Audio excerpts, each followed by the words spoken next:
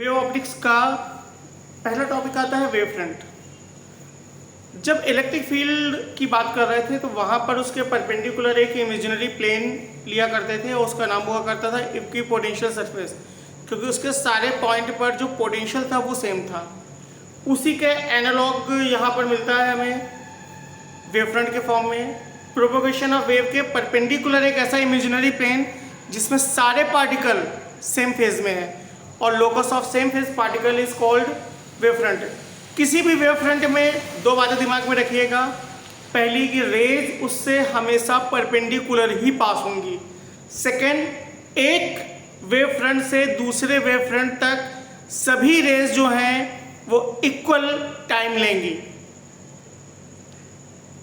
अब हमारे पास different types की सिचुएशन और सोर्स के हिसाब से different types of wave front होते हैं। तो पहला हमारे पास है, अगर पॉइंट सोर्स है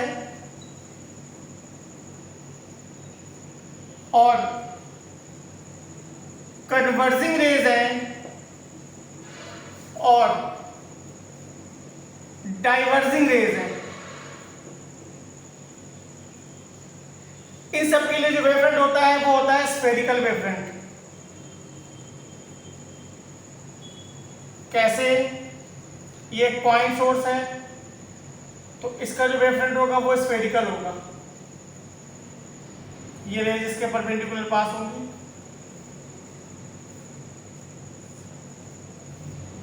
अगर ये कहीं से रेज जो है वो डाइवर्ज हो रही है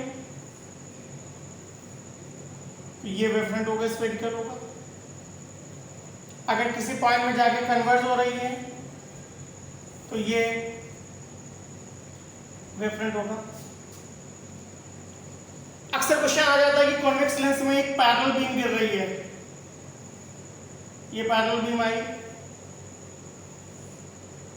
ये जाकर कहीं पे फोकस पे मिलेगी जाकर के, तो इस फोकस को सेंटर मान करके जो भी यहाँ पर आर्क ड्रॉ करेंगे जो स्फीयर को रिप्रेजेंट कर रही है, ये वेव फ्रंट हो जाएंगे। यह हमारे पास कॉनकेव सरफेस है, कॉनकेव लेंस है, और उस पर अगर कोई पैरेलल बीम आ रही है तो ये किसी फोकस से डाइवर्ज होगी। इस फोकस को सेंटर बनाएंगे और यहाँ पर ये एक आर्क ड्रॉ करेंगे जो कि वेव फ्रंट को शो करेगा। इसी तरह से अगर हमारे पास एक डिस्टेंट सोर्स है, बहुत दूर का सोर्स है, या उससे आने वाली रेज पैरेलल है, तो डिस्टेंट सोर्स है या पैरेलल बीम है तो उनके लिए जो वेव फ्रंट होगा वो रेक्टेंगुलर हो जाएगा। 3D में इस तरीके से दिखा सकते हैं, रेक्टेंगुलर और प्लेन वेव फ्रंट। और 2D में हम ऐसे भी दिखा सकते हैं। इसी तरह से अगर हमारे पास लीनियर सोर्स है, लीनियर सोर्स है तो उसके लिए वेव फ्रंट जो होता है वो सिलेंड्रिकल होता है। ये लीनियर सोर्स हो गया, ये सिलेंडर हम ड्रॉ कर लेते हैं और ये रेज निकल रही है, तो ये सिलेंड्रिकल वेव फ्रंट है लीनियर सोर्स के लिए। एक क्वेश्चन यहाँ से बनता है, एक क्वेश्चन ये भी बोर्ड में आया हुआ है काफी बार कि प्रिज्म में अगर एक बीम आई है, पैरेलल बीम आई है, तो उसका वेव फ्रंट ड्रॉ करना है। तो कुछ नहीं करना है, सारे पैरेलल होंगे। ये इंसिडेंट का हो जाएगा, ये लेंस के अंदर का हो जाएगा, और ये बाहर के रेस का हो जाएगा। उसके अलावा कॉन्वेक्स लेंस, कॉनकेव लेंस बार बार आए हुए हैं। एक क्वेश्चन ये भी आ चुका है कि अगर सन से अर्थ पे लाइट आ रही है, सनलाइट आ रही है, उसका वेव फ्रंट तो वो डिस्टेंट सोर्स की तरह काम करेगी, पैरेलल बीम होगी और उसका रेक्टेंगुलर वेव फ्रंट होगा। इसी में अगला टॉपिक आता है हाइगेंस प्रिंसिपल। ये पूछा जाता है और इसके बेसिस पर रिफ्लेक्शन और रिफ्रैक्शन को एक्सप्लेन करने को बोला जाता है। तो जो हाइगेंस प्रिंसिपल था ये वेव के प्रोपगेशन को बताता था। इसके बेसिस पे वेव के को आगे जाना हम देखते थे कि आगे कैसे जाती है। तो यहाँ पर उन्होंने एक सेकेंडरी वेवलेट्स के फिनोमिना को इंट्रोड्यूस किया। उन्होंने बताया कि किसी भी वेव फ्रंट के सारे पार्टिकल जो सेम फेज में होते हैं वो एक नया डिस्टरबेंस प्रोड्यूस करते हैं, नई वेवलेट्स को प्रोड्यूस करते हैं जिनको सेकेंडरी वेवलेट्स बोलते हैं, और वो प्राइमरी वेव की स्पीड से हर तरफ आगे जाती है। मतलब ये अगर वेव जा रही है और इसमें हमने एक wave front A B draw कर दिया, ये इसके सारे पार्टिकल जो हैं सेम फेज में हैं, ये खुद सोर्स बन जाएंगे और ये हर तरफ सेकेंडरी वेवलेट्स को प्रोड्यूस करना स्टार्ट कर देंगे। हर तरफ सेकेंडरी वेवलेट्स को प्रोड्यूस करना चालू कर देंगे जो प्राइमरी की स्पीड से जाएंगे। अब अगर टी टाइम के बाद इनका वेवफ्रंट ड्रॉ करें, चूंकि ये पॉइंट सोर्स है तो ये सारी सेकेंडरी वेवलेट्स जो है वो स्फेरिकल वेवफ्रंट बनाएंगी। आफ्टर टाइम टी रेडियस क्या हो जाएगी, C T, distance equal to speed into time. तो अगर सी टी रेडियस के हम स्फीयर ड्रॉ कर दें तो इन सारी सेकेंडरी वेवलेट्स का वेवफ्रंट आ जाएगा। तो किसी भी वेवफ्रंट के सारे पार्टिकल एक सोर्स का काम करते हैं, सेकेंडरी वेवलेट्स प्रोड्यूस करते हैं जो सारी डायरेक्शन में प्राइमरी की स्पीड से जाती हैं, और टी टाइम के बाद अगर इनके वेवफ्रंट का टेंजेंशियल सरफेस ड्रॉ करें, ये टेंजेंशियल सरफेस है, तो ये टी टाइम के बाद वेवफ्रंट की पोजीशन को दिखाता है। टेंजेंशियल या फ्रंट एनवलप ड्रॉ करें तो ये वेवफ्रंट की नई पोजीशन को बताता है, और जिस पॉइंट को इसने टच किया है वहीं से प्राइमरी वेव बाहर निकलती है, यानी यहीं से प्राइमरी वेव आगे जाएगी, क्योंकि प्राइमरी वेव को परपेंडिकुलर होना है और टेंजेंट में ही रेडियस परपेंडिकुलर होती है। तो इस तरीके से इस वेव के आगे जाने का उन्होंने फिनोमिना बताया। यही हाइगेंस प्रिंसिपल था सेकेंडरी वेवलेट्स के लिए, और इसका यूज करके अब हम रिफ्लेक्शन और रिफ्रैक्शन को एक्सप्लेन करते हैं। बोर्ड के लिए टॉपिक बहुत इंपॉर्टेंट है, reflection basis of Huygens principle. तो यहाँ क्या करते हैं, हमने पहले तो एक मिरर ले लिया एम डैश, इस मिरर में ये इंसिडेंट बीम आ रही है,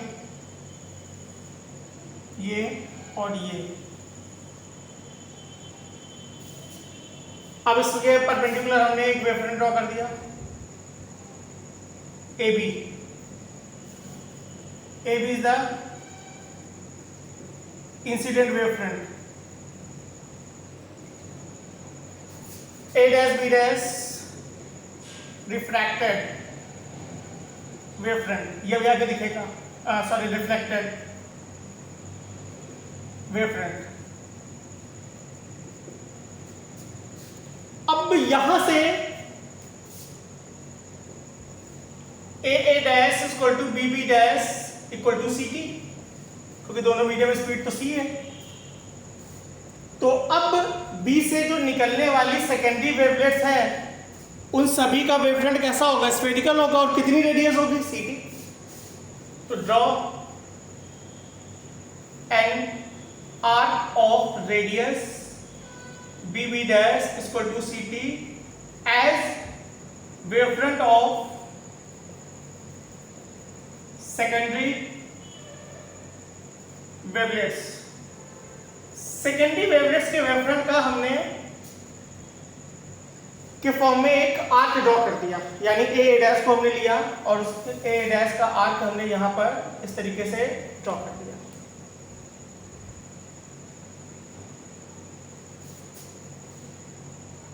अब प्राइमरी वेव टेंजेंट से निकलेगी, हम पीछे बता चुके हैं। यहां पे जो टेंजेंट ड्रॉ करेंगे, draw tangent from B A dash which touches arc at B dash, जो आर्क को बी डैश पे टच करती है, ये बी डैश हो गया। उसको आगे बढ़ा देंगे, प्राइमरी वेव तो मिल गई हमें, इसके परपेंडिकुलर यहां से निकाल देंगे।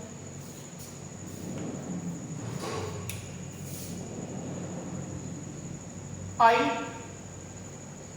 90 minus I, I R 90 minus R are.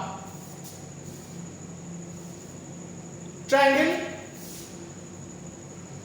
A dash A B A dash A B A dash A B A dash and B dash A dash B and triangle B dash A dash B. B A dash common है, angle A equal to angle B dash equal to 90 degree, A dash equal to B B dash equal to C T. So triangles और congruent,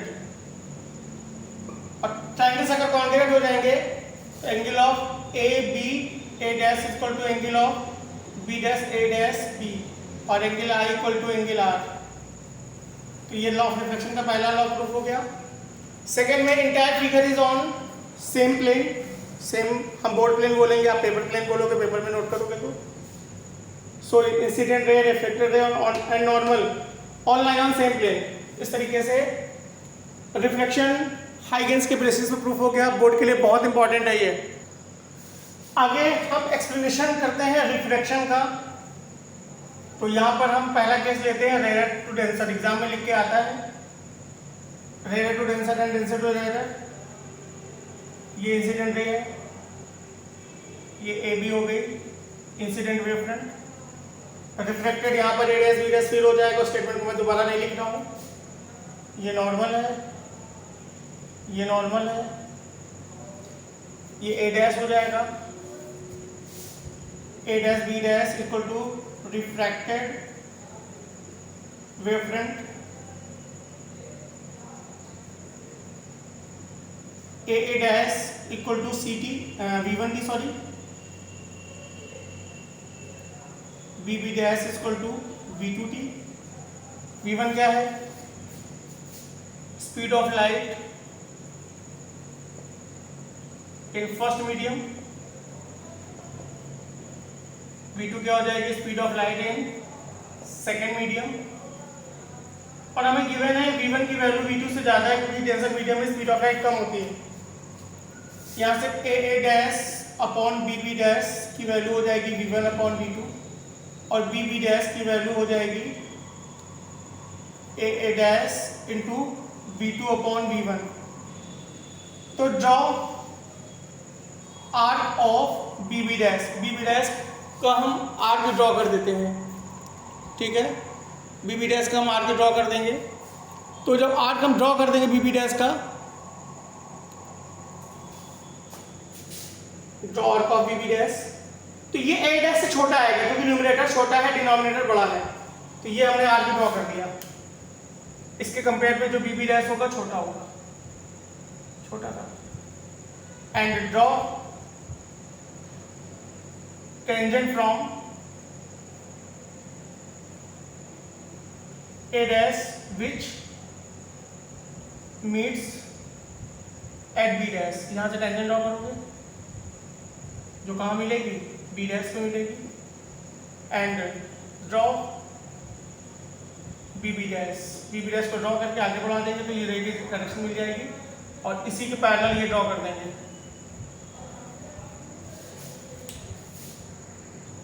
हाँ जी, तो यहाँ से आने वाली wave front थी, ये इंसिडेंट वेव फ्रंट आने वाली बीम थी, इंसिडेंट वेव फ्रंट था।